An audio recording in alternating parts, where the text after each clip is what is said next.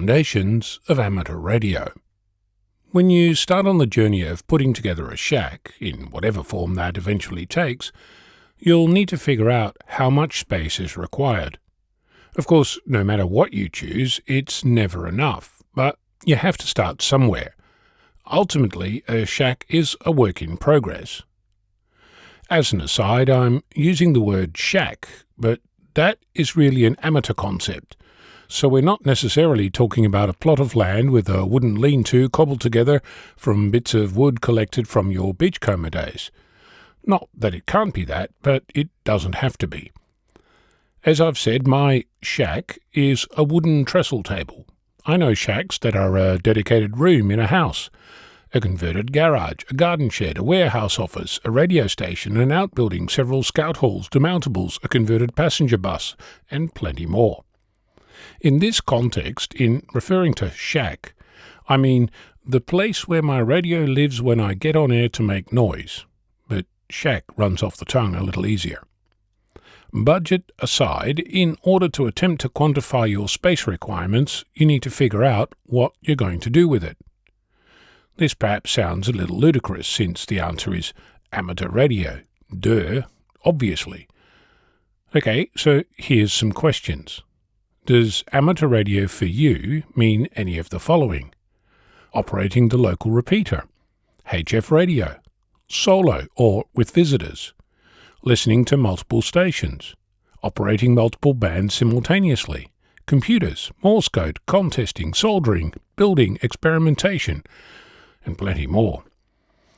While we're at it, if you're into soldering, is that with valves, discrete components, or integrated circuits? And what levels of existing bits and pieces do you have?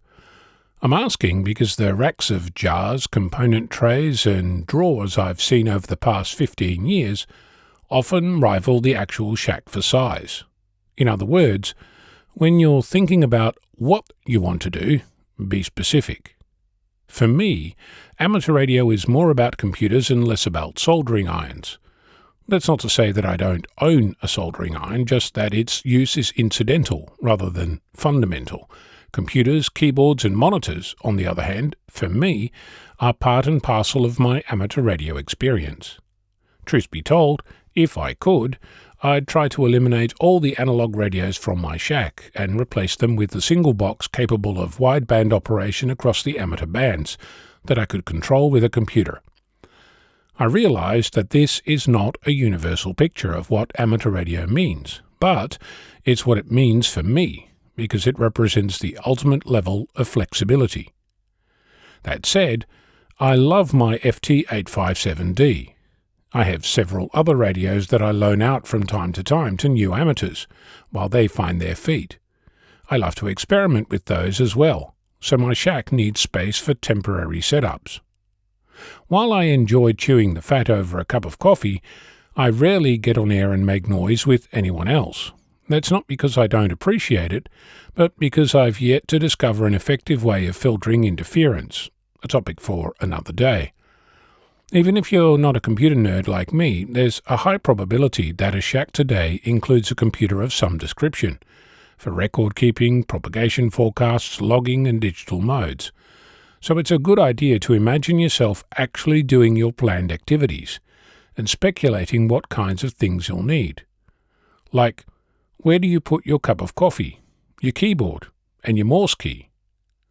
While we're discussing putting things down, think about the ability to actually use these things, not just where they live. It's no fun balancing a keyboard and trying to reach over the top to change the operating frequency, or having to strain your neck to look at the logging screen when you've made that elusive contact.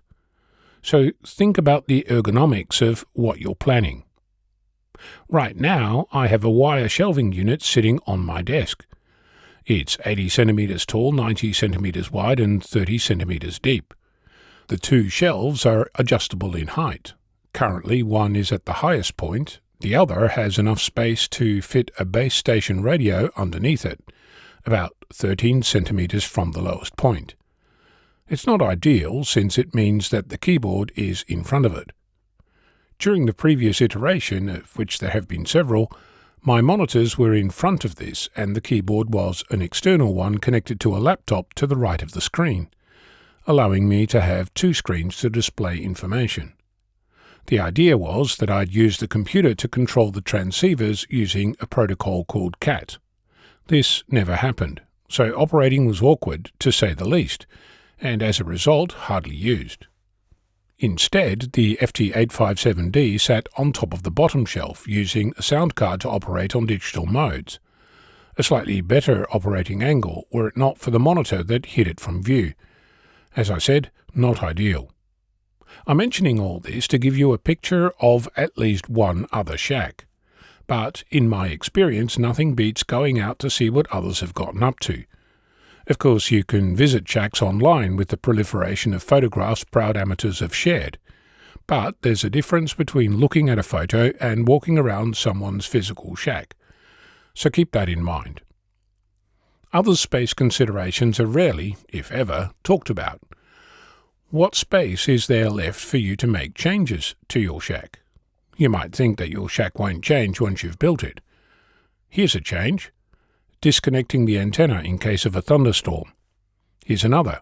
Plugging in a CAT cable, setting up an external speaker, or even buying a new radio. You name it, the shack is never done. So think about the idea of being able to walk behind the radio. If you think that's silly, put the shack on wheels. You'll thank me later.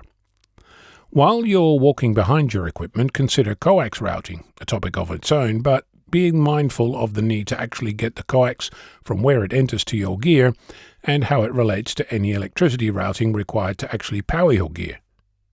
One other consideration in relation to space is your chair. How much space does it need? Can you adjust it?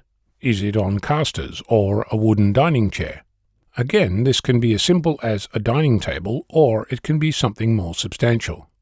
In my experience, a happier outcome is achieved if you spend some quality time thinking about some of the questions I've proposed.